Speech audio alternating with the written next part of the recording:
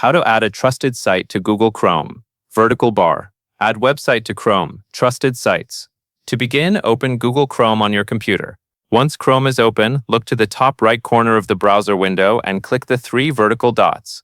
This opens the main Chrome menu, where you can access your browser settings and other tools.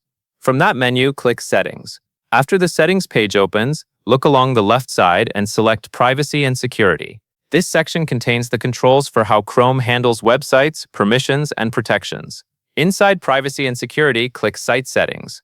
This page includes permissions for things like location, notifications, pop-ups, and content behavior. Scroll until you find additional content settings, then click it to expand more options.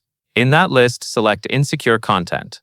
On the Insecure Content page, find the section labeled Allowed to Show Insecure Content and click Add. A small box will appear where you can enter the website address. Type or paste the full URL of the site you want to allow, then confirm to save it. Make sure you enter the correct address because this permission applies specifically to the site you add. It is important to only allow websites that you know and trust. Granting this permission can reduce some of Chrome's built-in protection for that site, so it is best used only when necessary.